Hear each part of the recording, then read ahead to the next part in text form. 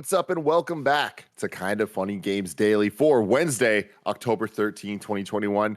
Of course, I'm Tim Geddes, joined by Texas Treat Latino Heat, clicking heads and ripping them to shreds, the globe-trotting, head-shotting, the square from Times Square, Andy Cortez. Puts the square in Times Square. I saw that. Yeah, puts the square in Times Square. I saw that in the comments of Gamescast today. That was killing me this morning. A great comment. Very funny stuff. Good morning, Timothy Geddes. Good morning.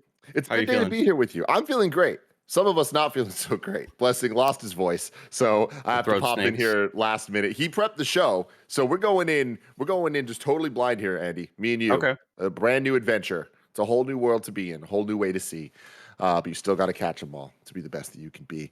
Today's stories include a new Star Wars game announcement incoming, a brand new game studio, and Switch OLED having a better launch than Switch, because this is Kinda Funny Games Daily. We're each and every weekday at 10 a.m. right here on twitch.tv/kindafunnygames.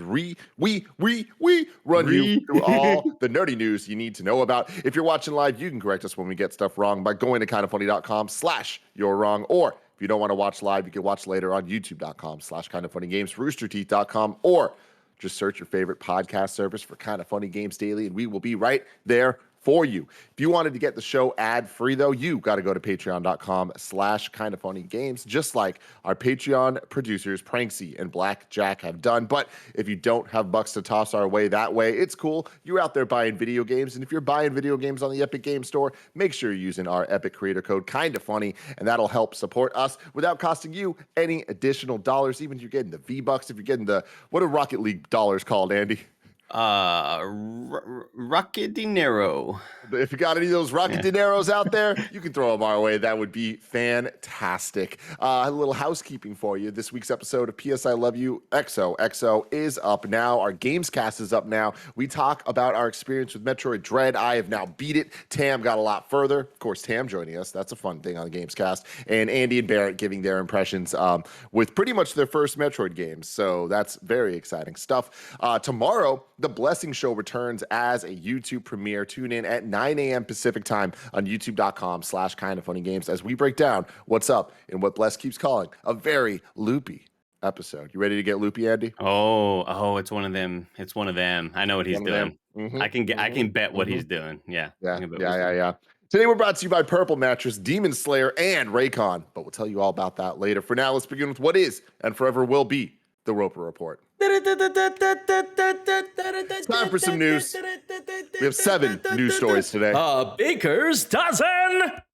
Starting off with something that I'm really interested to talk to you about, Andy, because this seems like the tease of all teases that I'm not quite sure is going to lead anywhere interesting. But Disney teases a Star Wars video game announcement for December. This comes from Jared Moore at IGN. Disney and Lucasfilm have teased a Star Wars video game announcement for December as part of a publishing campaign that will reveal new Star Wars products every Tuesday for the rest of the year. As announced in an article on their official Star Wars website, the companies have launched their Bring Home the Bounty campaign, which will see new Star Wars toys, collectibles, books, apparel, and more revealed on a weekly basis from now until the end of December.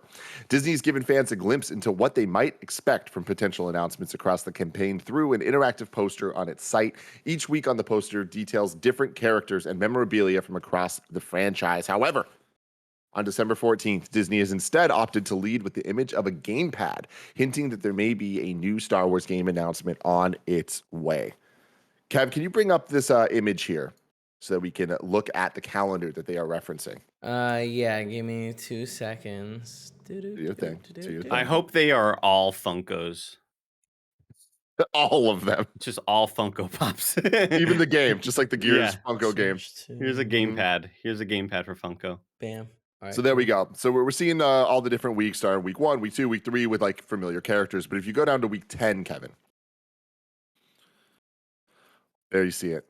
The one that sticks out the most. Just that gamepad there. So yeah, very clearly a console game experience, right? So the chance of this being some like super small little like mobile title, probably unlikely.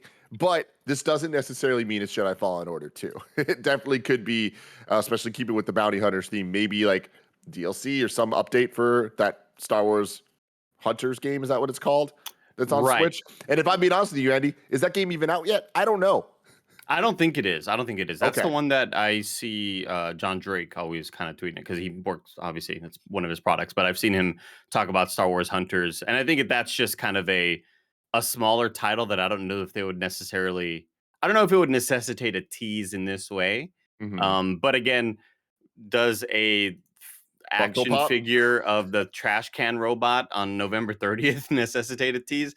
Probably not. I hope it's something Fallen Order related. When are the Game Awards? Maybe it's Oh, find out more about the Game Awards. excellent question, Andy Cortez. I thought the same thing as you did. So I went to thegameawards.com to confirm that the Game Awards are live on December 9th. So it's close to it, but it is not there. And that is after the Game Awards. If it was before the Game Awards, I'd be like, okay, maybe they're going to announce something like you just said of like, Right. hey, here's a tease, check out more at the Game Awards. But this way it doesn't make as much sense.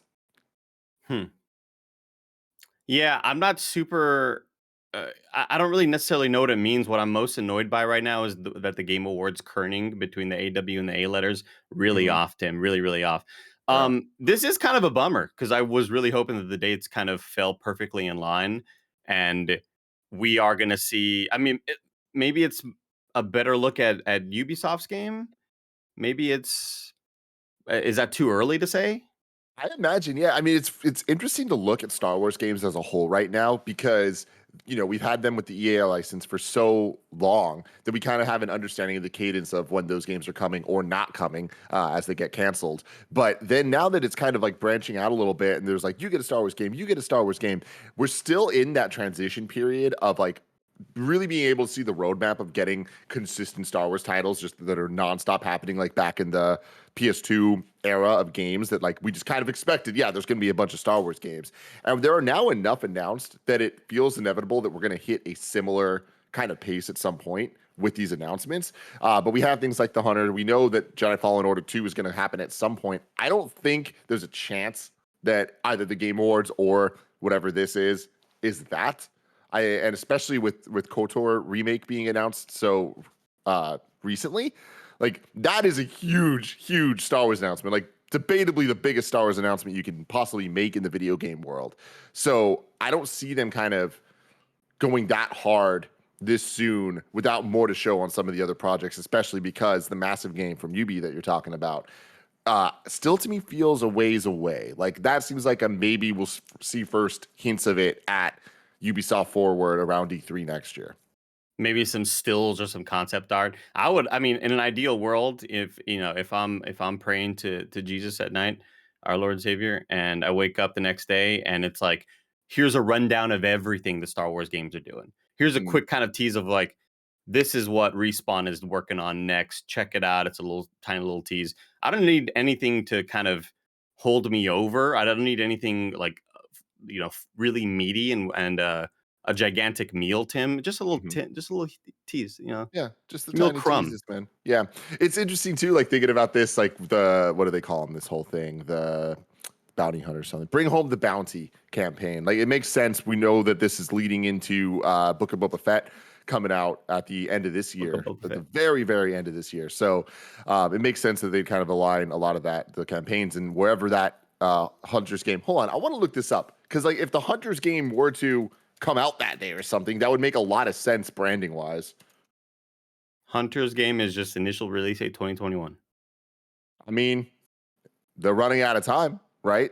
So just based off the little Google initial release date thing. Well, you go to the website, accurate, it says arriving in 2022 now. Cool. Okay. Oh, it does? Okay. Well, Google showing the wrong year. Still, then I still think that leads to a lot of likelihood that whatever this is might be an announcement of a release date for that or something, right? Like it's not necessarily going to be a game announcement. It could just be a game update. And I think getting a release date for Hunters is the right level of hype for the way this calendar is presented next to that Gonk droid. Yeah, I hope it's at this point. Yeah, I'm probably betting on Hunters now. Yeah, do you think that we're going to hit a point like I'm talking about of getting like a constant feed of good enough Star Wars games that can range to amazing every once in a while?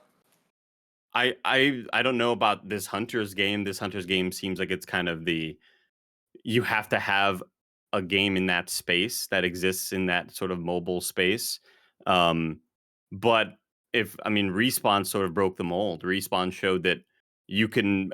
Respawn sort of showed and made everybody believe in single player campaign games again. So I totally believe that we can continue to get on a roll and start to get some more entertaining and games worth substance, and not just this isn't just Battlefront. This isn't some battle pass. It's here's a single player campaign game.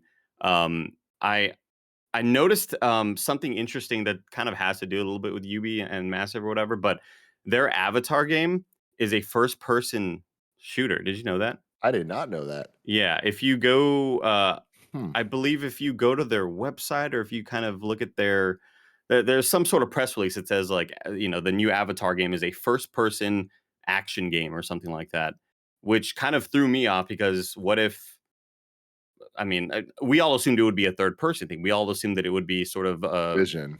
it would be Avatar, but it would be the Division, but looking like Avatar, and the new Star Wars game would be the Division, but it is in the Star Wars universe. So I'm more curious about what does that Star Wars game look like right now? What are they Hmm. pushing for? What's the vision for it? Because god dang, I mean, nothing to do with that studio in particular, but we're seeing X Defiant. What happened with that? What's going Yeah. on with Ghost Recon Frontline that just kind of postponed a test? And I saw a fantastic tweet from Imran this morning of like, I just got back from vacation. What's Ghost Recon Frontline? Yeah. So I'm so curious as to what is happening internally at those Ubisoft studios, especially in regards to the Star Wars property, because you cannot fuck that up. Yeah, totally. I mean, well, you can, and it has been done many Well, no, times. But at this point, I know. Yeah, exactly. It's like I mean, just they just really after can't. the success of Fallen Order. Fallen Order, correct? Yeah. Yeah, no, it's like, and honestly, like the success of Fallen Order, and when you look at it too, like EA obviously really, bungled the whole licensing deal when it comes to Star Wars. But at the end of the day, Star Wars Battlefront, beautiful game. There's a great core there, and over time, from everyone that's playing its like claims, they fixed a lot of the problems with the game. So if a Battlefront 3 were to come out, I'm a lot more hopeful for it than I would have been a couple years ago. And even with Star Wars Squadrons that came out last year, it's like that's them doing something different and kind of doubling down in these genres. Because Star Wars is the perfect type of property that can have a million different games and a million different genres because there's a lot in the galaxy far, far away to be able to tap into. You bringing up the Ubisoft thing is interesting though, especially with the Avatar first person stuff. Like that actually gets me more excited for the game, not knowing anything about it. Like the potential of it not being so much a first person shooter, but what if it was a Metroid Prime type game? Like much more of a first person adventure situation where like there is combat, but that's not like the main point of it. It's more of that Metroidvania in 3D type vibe in first person, which we don't have too many games like that. Maybe that's asking too much for them, but I don't know. There's definitely a talented team working on it. So Yeah, I'm just I'm so interested to see what the hell can bring people back to the world of Avatar. I know it's like one of the most Pandora. made fun of. It's one of the world's most made fun of properties, and I hope that they can get us interested in it again. I'm very very.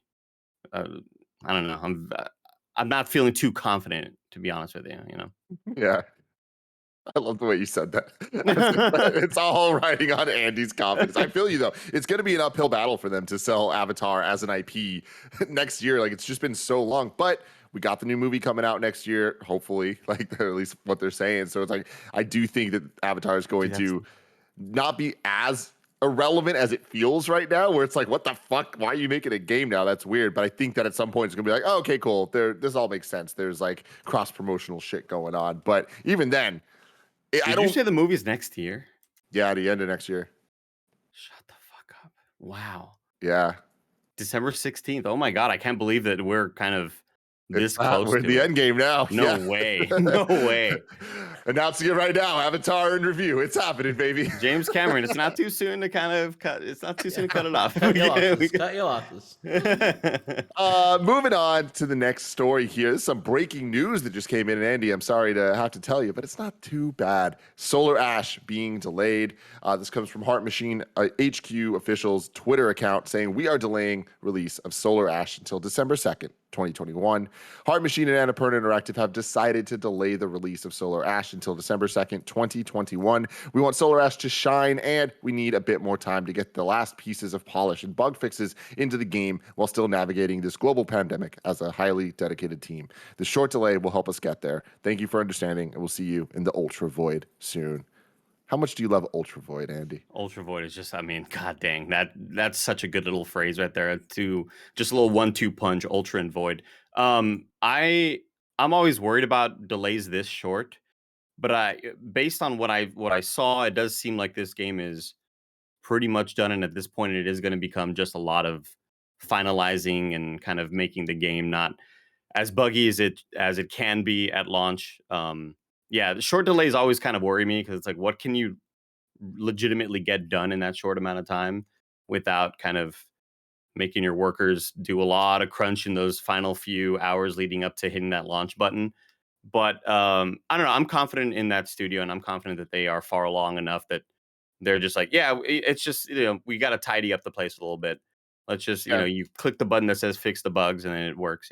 Totally. And another thing to keep in mind is sometimes delays like this, especially when they're this short, aren't necessarily even about the game itself. Like, it's not bug fixing or anything. It's more just getting the PR strategy in line and, getting all the retail releases and like all the dumb shit that like isn't The necessarily unfun stuff. the thing that the people making the game are stoked about, but still need to get done. And it's the difference between a successful launch and a failure. Like, for the PR side, making sure the game's getting the right hands of reviewers, that it's getting out there for influencers to be able to play and all that stuff. It's like that really can define whether or not your, especially indie type title like this, succeeds or fails, right? So I think my guess is it's more on that side than them bug fixing up till the last moment. But And I what do I know? also want to point out that for some reason, I thought this game was more of a mid-November release as opposed to October 26th. So I feel better about that now, Tim. Mm, I'm a mm, changed mm. man. I've learned. Good. Very happy. Very Mhm. happy. Get into the Ultra Void. Mhm. Next news story here. A new game studio approaches possibility space. This comes from Ryan McCaffrey at IGN. Jeff Strain, the founder of State of Decay developer Undead Labs, who previously worked at ArenaNet and as the original lead programmer on Worlds of Warcraft, has started a new game development studio in New Orleans called Possibility Space. The studio will be a distributed team, meaning employees can work from anywhere, and the team aims to create a AAA game. The phrase AAA has a lot of baggage in the development community, Strain clarified to IGN, so it's not a phrase I like to use. It often implies a lack of innovation. Developers are often not viewing AAA as a positive, but are we going to... But But sorry, this are is... we going for a small scale, purely innovation based?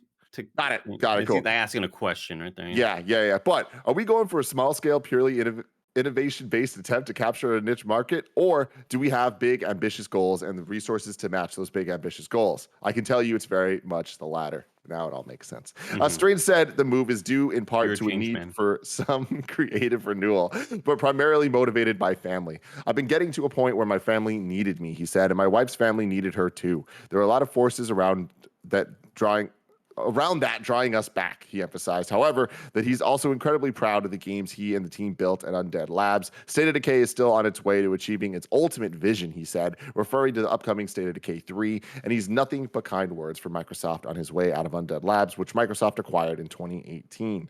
Quote, if you look at the way they manage and deal with the studios they've acquired over the past 5 years versus 10 years ago or 15 years ago, there's a profound difference. They do a good job of acknowledging that diversity of development cultures is a strength and not a weakness, and they support that and encourage that to the greatest degree that they can. They've done a good job of protecting the development cultures of all the development studios, and that's why, by and large, I think people are happy working there. Joining Strain at Possibility Space is a pretty ridiculous group of people here. Jane Ng, formerly of Camposanto and Valve. Austin Walker, the homie, formerly of Waypoint Media, Friends at the Table podcast, coming in as, I think, creative IP director or something like that, which is like director of IP, which is insane. Yeah. Liz England, formerly of Ubisoft and Warner Brothers, Richard Foge from Undead Labs, Brandon Dillon from Oculus and Double Fine, Leia Rivera from Undead Labs, Brian Jennings from NZXR and Magic Leap, Charles Randall from Ubisoft and BioWare, Erica Tam from Electronic Arts and Oculus. Some will work out of New Orleans, but most will not. The pandemic accelerated a lot of trends that were already in place, Strain said. So yeah, kind of a all-star team there coming over to work on this. I think it's exciting personally to me that they're talking about making a AAA game and especially redefining what that can actually mean with the mindset of what type of game they're trying to make. What do you think? That sounds very neat and PR speaky to me. Uh-huh. And I think he said all the right things you need to say in order for the people that are coming along with you on this journey to feel comfortable and knowing that they're kind of with a good leader and they're going to all sort of have this same sort of vision. What I get from this most though, Tim, is it's very sad. It's very, very sad news. So Jane Ing, who used to work at Campo Santo, was the art director and Valley of on the Gods. Firewatch and also in the Valley of the Gods. And her leaving Valve just is like, oh, that's the last nail in the coffin right there, Tim. Oh, it breaks my heart, dude. I interviewed with her when I almost worked at Firewatch or when I almost worked at Campo Santo. That She, is I was awesome. I was right there, Tim. I was like top Yeah, 5. you would have I'd been be one of the gods in the valley. I'd be. I mean, who knows? I'd be kicking it with Gabe Newell. You know what I mean at this point. No, Andy and Gabe. this is better. Andy and Gabe. Yeah. So, I as far as this studio goes, I'm super happy for Austin Walker. I we'll see what they're making. Right. I mean, there's not a whole lot of hints as to what sort of property they're gonna bring. But it's exciting whenever you can kind of bring in a mash unit of all these big names. Yeah, totally. Man, you're bringing up Valley of the Gods. I'm so sad. Like, do you think we'll ever see it, or is that thing No, dead? no, it's Yeah, gone, dude. It's that's gone. so It's sad. so gone. The water looked so good, Andy. It was beautiful. I just That want to game swim in is it. so dead, homie. It sucks. Oh, that sucks. But yeah, it's interesting. Like to your point, like there isn't much here of like in terms of announcements of what this possibly could be. But I do think that the goal's in the right place, and I think that like hitting that level of expectation of what this game is, especially after just seeing something like Kena Bridge of Spirits, that what would you call that? Is that AAA? And it's like I feel like you can kind of argue yes and no, and both would be very valid opinions there. And I think that I want to see more of those type of games. Like I want to see like these smaller independent studios kind of be able to swing for the fences a little bit more and go higher budget than what we traditionally think of for smaller studios. And to back that up, though, you need the team and like the expertise and knowledge of how to work together and kind of make it all able to cut the fat out so you can focus on the actual problems at hand instead of like creating more problems. And again, this type of lineup of team across all of these different companies, like that's bringing in a lot of expertise on how to make AAA video games. Like we're talking, Ubisoft, EA, like going around, I mean, all the way down to Valve. It's like, these are some groups that have made many, many high quality games from the level all the way down from indie all the way up to AAA, but they are the definers of AAA in the third party space, at least, I think one thing that excites me a lot about it is that these are people coming from gigantic corporations that may not have their ear to the ground as to what players actually want. And I think them leaving those big spaces and coming more to a smaller scale studio, even though, they're going to hire a bunch of people, of course. Yeah. But the idea that I feel like a lot of these devs nowadays understand that it's okay to make a really, really damn good 8-hour game.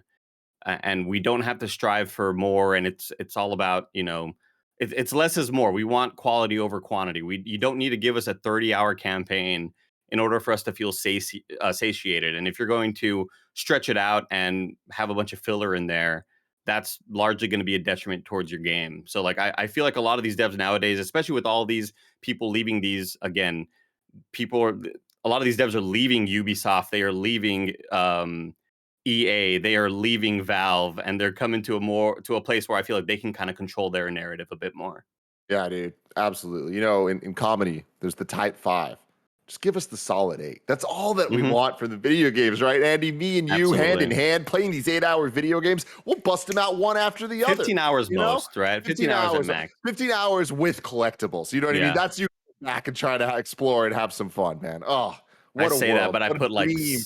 I say that, but I put like 70 hours into Ghost of Tsushima this past year. But I want that to exist as Yeah, well. Like 1000%. that's kind of the beauty of video games, especially now, is like we have the ability to have experiences at every level with the level of quality can be all over the place because it's going for a different type of experience, different type of gamer, because there are many types of gamers out there now.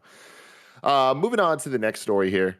The Nintendo Switch OLED UK launch is significantly bigger than the Switch Lite. This comes from Christopher Dring at gamesindustry.biz.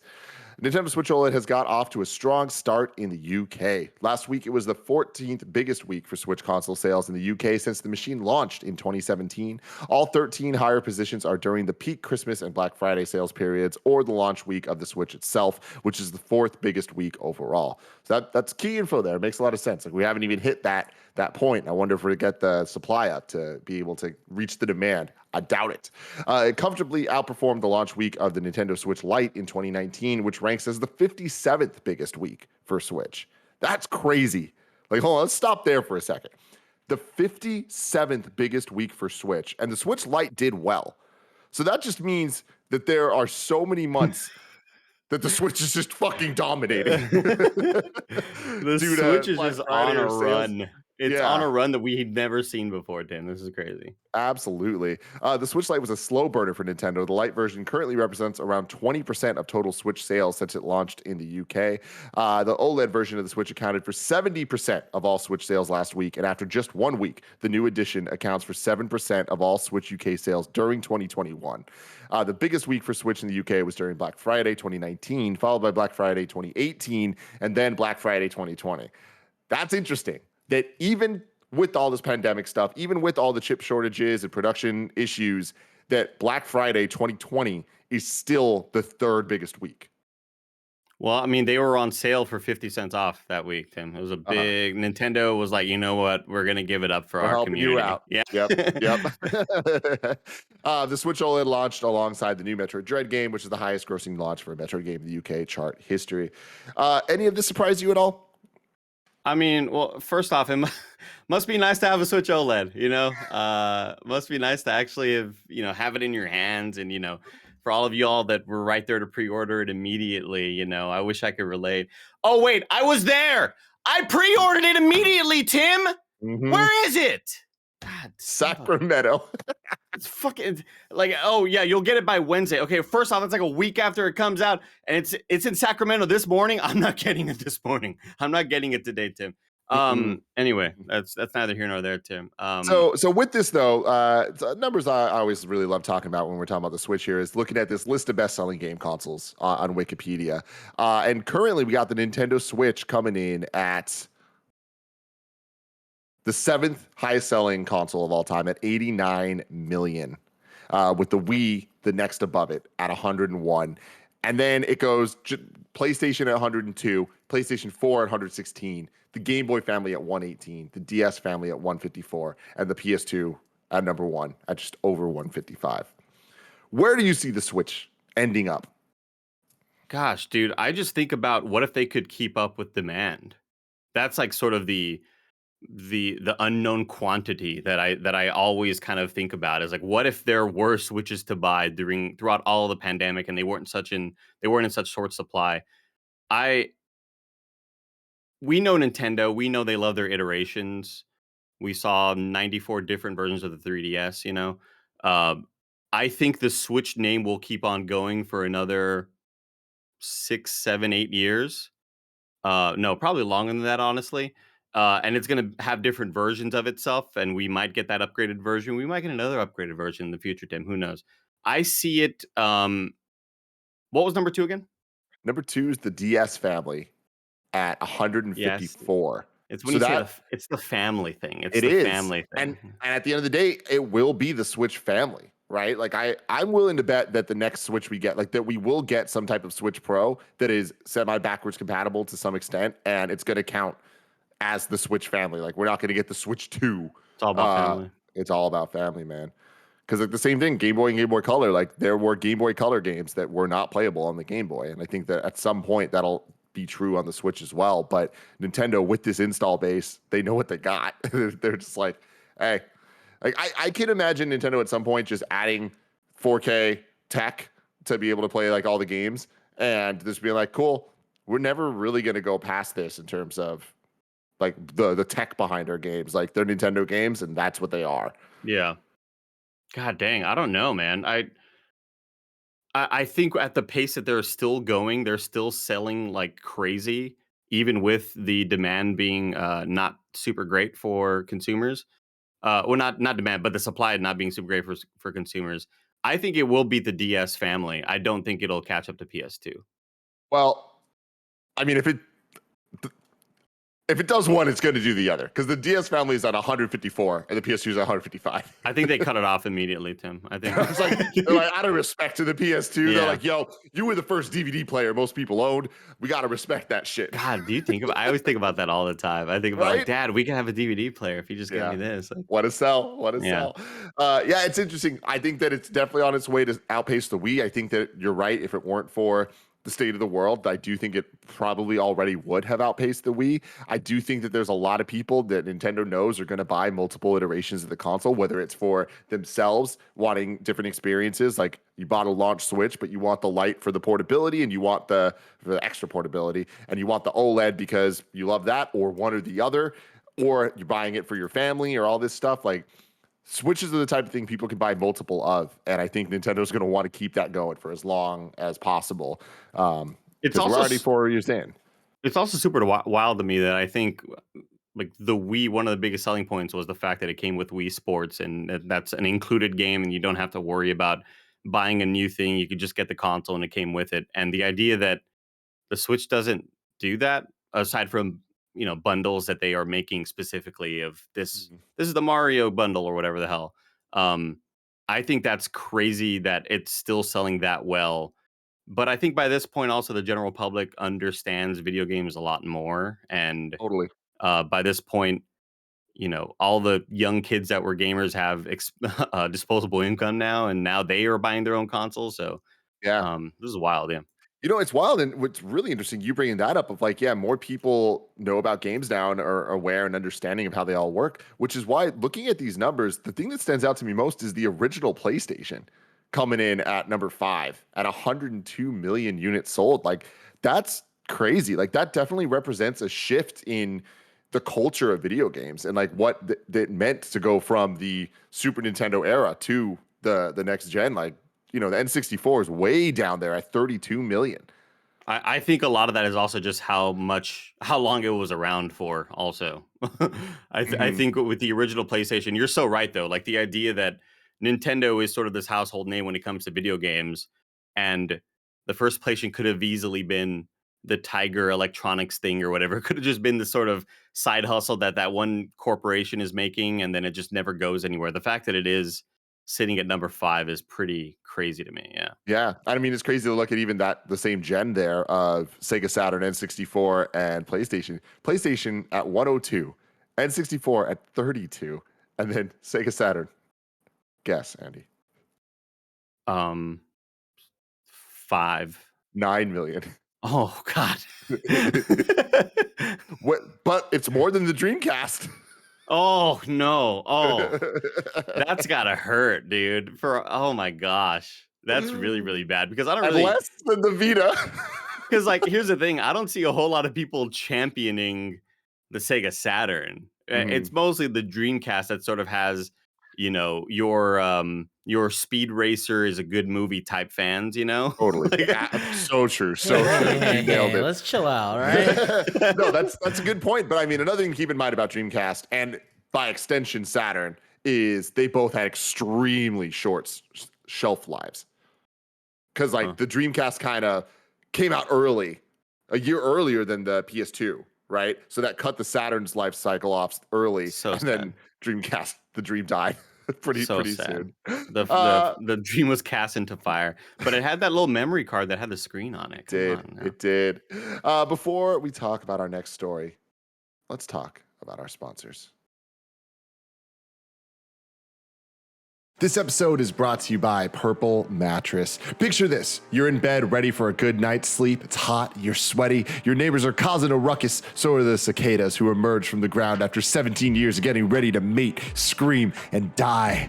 Sounds peaceful, right? Wrong, unless you add a Purple Mattress into that equation. That's because only Purple mattresses have the grid, a fancy ventilated design that lets air flow through to keep you cool. It's also super comfy, supporting your back and legs, but cushioning you in all the right places. I can attest to this. I absolutely love the grid pillow that I have, and it is so perfectly cool. I never need to flip it because it's both sides. It's always cool. It's always making me feel good. Purple is comfort reinvented. Right now, you can get 10% off any order of $200 or more. You go to purple.com/kindafunny10. Use the promo code kindafunny10. That's purple.com/kindafunny10. Promo code kindafunny10 for 10% off any order of $200 or more. Purple.com/kindafunny10. Promo code kindafunny10. Next up, let's talk about Demon Slayer. It's time to become the blade that destroys demons in Demon Slayer Kimetsu no Yaiba, the Hinokami Chronicles, launching on October 15th on PlayStation 5, PlayStation 4, Xbox, and Steam. Tanjiro comes home to find his family brutally murdered and his sister Nezuko transformed into a demon. So,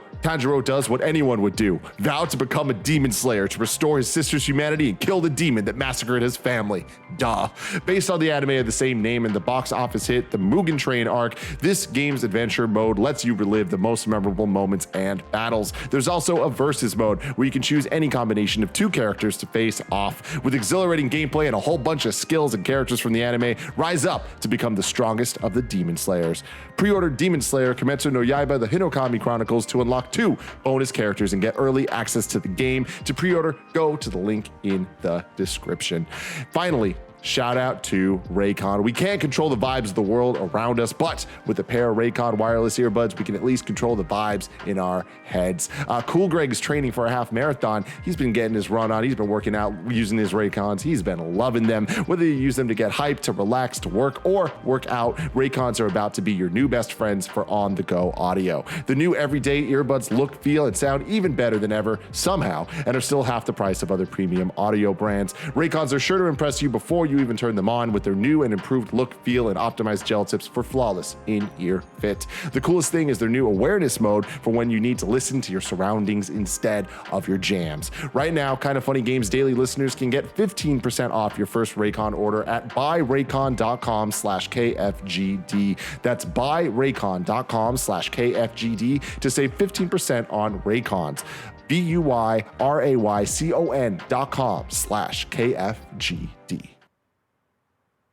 The next news story is as follows. Final Fantasy XIV is the most profitable game in the entire franchise. This comes from Matt Kim at IGN. Before I even get into the details of it, Andy, does this surprise you? Yeah. Oh, yeah. I mean, I just think we just talked about PS1 sales and PS2 sales, and yeah, definitely shocking to me. During a recent hands-on preview event for the upcoming Final Fantasy XIV Endwalker expansion, director Naoki Yoshida revealed that the Square Enix popular MMORPG recently has surpassed 24 million players. Furthermore, it's the most profitable Final Fantasy game in the series. Speaking to the press in a digital preview event, Yoshida revealed that the player count has hit 24 million, 11 years after Final Fantasy XIV was first released. How the fuck is that a real number? Damn. Final Fantasy XIV's... Wait. I'm just like kind of like, what year are we in? I'm just kind of that. Wait, yeah, that doesn't add up. It didn't come out in 2010. No, it came out in 2014, right? 2013? 2015. No. When did Final Fantasy 14 come out? Pretty sure it's 2013. Wait, oh my, dude, we're seriously like, I mean, Tim, it's almost been a decade, dude. Yeah. Oh, it says September 30th, 2010, initial release Holy date. shit, it actually came out in 2010? What? I want to vomit, Tim. I want to, like, this is No. painful to me. This is painful to Oh me. no. Well, all right. Well, back in 2015, they had 4 million registered players. So this game has had quite the rise in the last 6 years. The number hit 10 million by the time the third expansion, Stormblood, was released in 2017, before doubling in the next 4 years. Quote, you all know just how hard things were us with the original Final Fantasy XIV. Since then, we were able to transform the title into one that provides a major contribution to our company's profits. Good for you, Yoshida. Good for you. Indeed, Yoshida says Final Fantasy XIV is the most profitable title in the Final Fantasy series. It's perhaps unbecoming of me to say, but in terms of our business, we've been able to achieve great success. Moving Hell yeah. forward, we're going to spare no expense with our investments to ensure that this game continues to be one which our players can enjoy. Fuck yeah, dude. What a Talk your success shit, story. dude. Have your moment, man. Yeah, what a success story. I'm still completely shocked that it is the best-selling game, even though we just mentioned it's been out for 11 years now, which is really just painful for my brain to kind of absorb. But I just think about all the re-releases of all the other Final Fantasy titles, Hmm. and this is kind of wild to me that it's reached this level of success. Um, I I think, Tim, we pivot our whole business to become a Final Fantasy 14 business. Hmm. I think we will achieve great success if we do that. Directly compete with Michael Hyam and just be Yes, like, hey, yes, we're yes, going to do what you're exactly. doing, but just worse. But just worse. Oh, yeah, yeah. We'll Well, see we how it have no goes. knowledge on it, which is, usually the case for me Hmm. anyway. But I think this is like a good angle we take. Shout out to them though. This is wild, and obviously, like, we're not talking about some tiny little indie studio like Hello Games that kind of had this Hmm. crazy resurgence. But the fact that it was such a disappointment near launch and has just turned into the the biggest Final Fantasy title of all time is really wild to me. Yeah, totally. I'm trying to look at Final Fantasy sales numbers and just trying to see, like, but besides this, what is the highest number? The highest one I'm seeing now, and it's cheating a little bit, but Final Fantasy VII, which includes like every version of Final Fantasy VII, is at 24 million. Hmm. Um, but I don't know that you should count that because it's also counting the remake, which is a different game. That's a lot of freaking money, But dude. either way, yeah, that's a lot of games there. God damn. Um, yeah, like Final Fantasy 14 is like 10 million sold, 15 is at 9 million. So yeah, it's like the numbers are actually a lot higher than I expected them to be. Because a lot of times when you go back and talk about older games, like they just did not sell nearly as well as you would have expected these classics. Like Final Fantasy 6 is at 10 million, which I'm like, okay, cool. That sounds about in line with what I'd expect Final Fantasy 6 to be, right? Like one of the most classic Final Fantasy games of all time. Like even though you haven't played it, you've heard about 6, right, Andy? Yes, yes, yes, yes, yes. And I N- do this every once in a while on Games Daily, and I don't think I've done it with you. How many copies do you think Chrono Trigger sold? Uh, I'm going to say 3 million. Around 2 million. Yeah, Wow. that sounds about Wow. right. That sounds That's about right. crazy though. One of the Yeah. most iconic games ever. And it's like, oh, just 2 million sales. Like, I feel like that happens a lot with older games that you bring up and, yeah. even especially with Metroid Dread kind of on the brain. I just all the Yeah. discussions of what past Metroids have sold and past other big Nintendo IPs that you wonder why aren't they back? And then you see how much they sold back then and it kind of you go, "Oh, okay, I understand." I Yeah. think the biggest sort of testament for the quality of the game though and these sales is the fact that it is so successful and it's essentially free to play and when the quality of the game is so high that you are then buying Yep. into the game. You are Hmm. then, buying your way into getting all the expansions. And I know you have like this many free levels to play into the level cap or whatever. I know the meme. I love the meme whenever I see it. I love memes, Tim. Love I them. know you Love do. them when I see Meme them. Queen Andy Yeah, Cortez. exactly. But I think that it's such a testament to the quality of the game that that many people try it out and then say, okay, I'll buy in. I'll go ahead Hmm. and put some dollars down because I'm that invested into it now. I don't really know what the game does outside of purchasing the core content. I don't know what the The fact that monetization it's there is. doing it, I respect that. Yeah, exactly. Like I really don't know if it's doing a bunch of microtransactions though. Yeah. Do we know I, that? I don't, but I imagine it is. And there's this subscription based stuff. I know that there's all the like the costumes and like you're paying for the subscription stuff to like kind of like help you as you're going through, just helping with the grind of all of it and just making it more enticing and worth your time. But it sounds like what you're nailing it, where it's like Monthly the game is payments, quality. as Brian McBrien. Yeah. Yeah, so it's like the quality of the game is there, so people want to pay for it because they want to support the experience being as high quality as it is, and they continue to kind of like work in a cycle. It's like the perfect way for everyone to be happy, both the gamers and the people trying to make money off making games. So, Yeah. really exciting stuff. But yeah, I can't wait to see Andy Cortez's Final Fantasy 14.com competition with Michael Hines. We're just switching our webpage, Tim, over. We're just switching it over. If Love you it. go to KindaFunny.com, it'll just direct immediately to that. Yeah. Good. The next news story. EA's FIFA dispute is reportedly over demands for a double $2.5 billion fee. This comes from Jordan Midler at VGC. EA is reportedly considering walking away from the FIFA license due to the body's demands for around $2.5 billion over the next decade. That's according to a new report from the New York Times, which cites people close to negotiations who claim that the footballing body is asking EA to more than double what it paid previously for the FIFA name. Every time I fucking read shit that I don't know what I'm talking about, whether it's like Dark Souls, Bloodborne jargon, or like sports stuff, like the fucking footballing body. All right. The publication reports that at least 2 years of talks about renewing the contract that allows EA to use the organization's name hit the wall after FIFA asked for $1 billion for each 4-year World Cup cycle. FIFA, the governing body that controls world football, is also said to be keen to limit the extent of EA's rights, while the game's publisher reportedly wants to explore highlights of actual games, arena video game tournaments, and digital products like NFTs. What is this hellscape we live in, Andy? Oh, God, this sucks. EA's current 10-year FIFA naming deal expires after next year's Qatar World Cup. EA publicly stated that it was exploring cutting ties with the FIFA name in an unusual press release published earlier this week. Tim, it's okay for you to feel confused. Mm-hmm.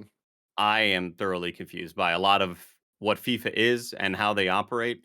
I don't understand what the corporate structure is. I know that there's basically like one dude who's the king of FIFA, and Body, like the governing body. yeah, the governing body. It's such a weird organization that I can't really relate to it in a lot of ways because obviously I don't watch soccer. I don't watch football, Tim. So it's really hard for me to kind of understand what's going on there.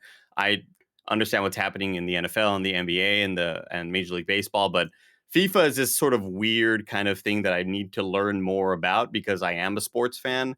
But anytime I read articles like this, it really feels like I'm reading like pages that didn't make it into Star Wars Episode 1 Phantom Menace, like governing bodies and all this stuff. It's just a lot of jargon, and you're absolutely right. It is jargon that just doesn't make a whole lot of sense to me.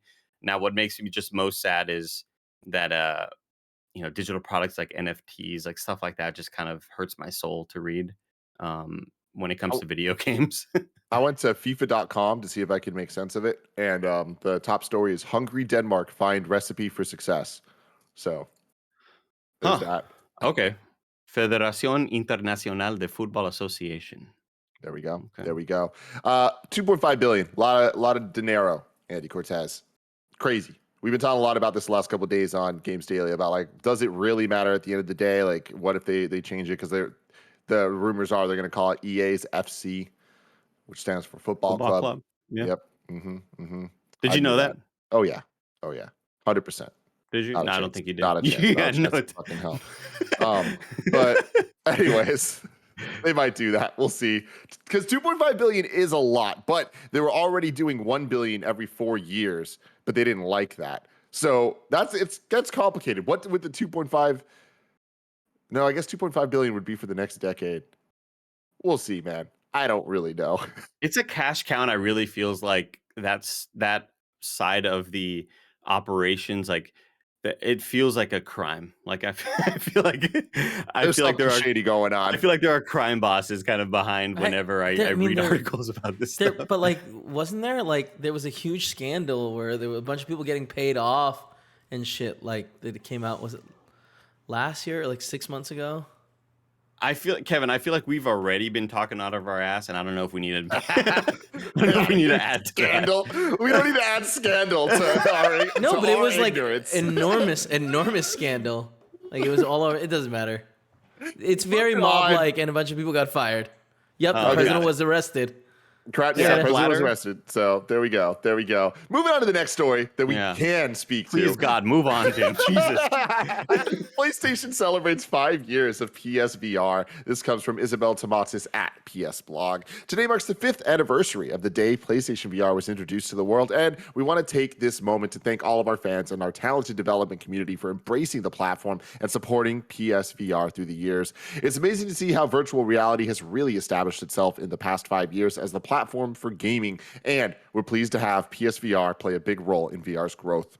To celebrate this milestone, we wanted to give a special thank you to PlayStation fans. Starting in November, PlayStation Plus members will get 3 PSVR bonus games for no extra charge. Stay tuned for more details in the PlayStation Plus update in the next few weeks. The most played PSVR games globally, in order. Number 1, Rec Room. Number 2, Beat Saber. Number 3, PlayStation VR Worlds. Number 4, The Elder Scrolls V Skyrim VR. And number 5, Resident Evil 7 Biohazard. Very cool stuff. Very cool Congratulations, VR users. You get a bunch of free games. I hope you all have fun with it. I'm man, I'm thinking back to when I wanted to bring home that VR, Tim, and I wanted to fart around in dreams. I wanted to try to do some 3D sculpting. And then I just realized, like, I don't have a setup for this. I'm going to punch my TV. This is not an ideal setup. When was the last time you put a VR headset on your head, Tim? Been a while. It was probably Oculus Quest 2, I want to say. Yeah. And it was like during the beginning of quarantine, I was pretty heavy into Beat Saber. Okay. Yeah. That's not too bad. That's not too bad. Yeah. I feel like the last time I did it, I was falling in love with the caddy in Hot Shots Golf VR and Everybody's Golf VR. Yeah. Yeah, that was Classic weird. Andy. That got really weird. I think I'm gonna go super hard back into VR, guys. Really? Yeah, I have the space for it. You know? Are you are we talking like vehicular type things? Are you going into racing? Definitely a little bit of both. A little bit of both. I'm gonna have a couple different VR setups here.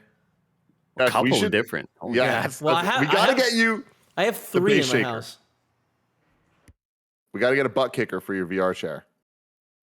Best investment ever. Base shaker. I thought you were talking about the VR thing, Tim, where you're kind of harnessed in and you run against the slippery thing to kind of have you run. I would love to see Kevin in one of those. Yeah, can you imagine? Oh God, I love it. I got space for it. If you guys talk to someone and have one sent over, I'll put it up. I'll put it up. We're gonna move on to wanting. Let's commit to it. You know what I mean? Yeah, but Kevin, committing to you having a full VR room is so far away. If I want to know what was coming to Mom and Graph Shops today, where would I look? The official list of upcoming software across each and every platform, as listed by the KindaFunny Games Daily Show hosts each and every weekday. Thank you, Kevin.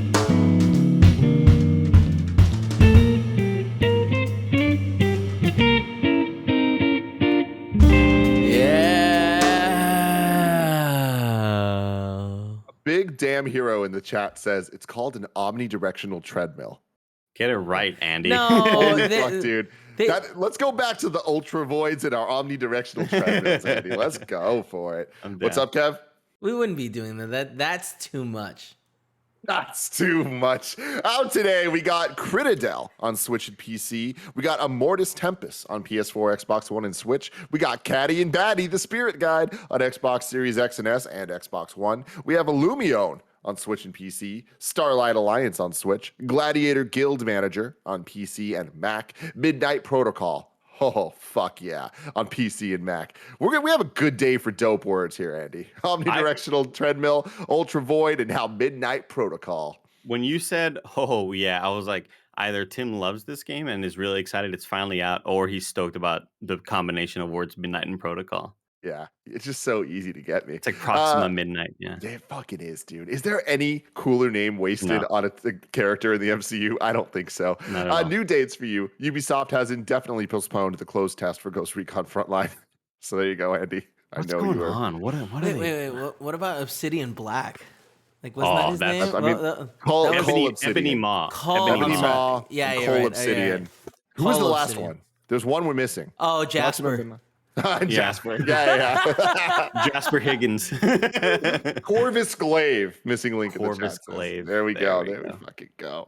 Deals of the day. The Jet Force Gemini vinyl soundtrack is up at Fangamer for $39. You can obviously tell that Blessing Adeoye Jr. made the run a show for this that I'm reading now. But jokes aside, this shit looks dope as fuck. I love that they're doing this. Fangamer is awesome. Recently, Andy, you posted an Instagram story of a print you got for your bathroom, and it is fucking gorgeous. I'm not a Dark Souls person at all, but I am a huge fan of the tasteful video game art prints, and man, that shit is hot. Yeah, they have it up now, and it finally came in stock. It's 8x24. It's one of them long prints, long vertical ones, like I have in the back. I have the Legend of Zelda one right there, and it is essentially the layout of all of the levels in accordance to how they were kind of designed and kind of built on top of each other, because that game is just so interwoven with the every level is so interwoven with the other, and it's just kind of a cool little artist drawing of going through all the spaces, and it's really, really neat. I love Fangamer. Yep, very damn cool stuff. Now it's time to squad up. You can go to patreon.com/kindafunny to write in for all the games that you want to play with some best friends out there. Today, we got Clint Gilmore writing in. His PSN name is Clint__G. So there's 2 underscores in there. Clint G with 2 underscores. Looking for someone to help me get the platinum in PGA Tour 2K21. The only trophy I'm missing is invite only, where you play a private match with someone. Seeing as this game came to PS Plus this month, I'm sure there are plenty of KFPFs that now have it and wouldn't mind playing around. Go help them out. I love this squad up because there's a specific call to action. They have a goal in mind, and it's an attainable, easy goal for people. So go help out Clint__G. Yeah, every week, Tim, about 15,000 people watch this, and more people than that listen to it. I'm sure there's a lot of people out there who are like, damn, I've been wanting to get this stupid ass PGA trophy. It's just hard. Who am I going to invite? There's got to be somebody else out there in this big pool of people. Clint also tweeted at us, and I wanted to reply to you, Clint. The guys have watched I Think You Should Leave. I have not. Clint tweeted us recently, like, have you all watched this? And you all have talked before that you all love that show. Really, really good. I've only seen half of it, but it's I've only seen a couple of episodes, and mostly my me absorbing I Think You Should Go is all through TikTok, pretty much. Yeah. I Think You Should Leave. Sorry. I think you should leave. Andy, you need to watch it. Like, it doesn't all hit, but some of it hits in a way that is Andy Cortez brain type shit. And also, the whole 2 seasons, I think you can watch in like less than 3 hours. Like, every episode is, I think, 15 minutes, and there's only 6 episodes a season or something like that. They go so fast, and it's so good. So fast. I love it. So goddamn funny. You can go to kindafunny.com/you're wrong to let us know what we get wrong. Pixelated Soul coming in saying Rocket League's currency is credits. That is a lot less boring than Rocket dinero. Rocket dinero. And then let's see, Nanobiologist just reminding us that we have 4 Avatar sequels coming. And Avatar has 5 has a release date of December 22nd, 2028, 7 years from now. Right around the corner. Christ. Blink and you'll be there, you know. Is that the only thing that James Cameron has been working on for the last Yeah, I'd say so, yeah. Dude, oh my gosh, I will be 41 when the final Avatar movie comes out. No, don't say that, Andy. Oh my God. Oh my Let us God. know in the comments below how old you'll be when Avatar 5 comes out. We're about to do the post show right now. Me and Andy hanging out, talking about more video games. And then we're going to record our Star Wars Visions episode 7, 8, and 9 Kind of Funny screencast that you can go check out on youtube.com/kindoffunny later today. Very excited to talk to the boys about that. But until next time, Andy, good day to you. Good day to you. Great day.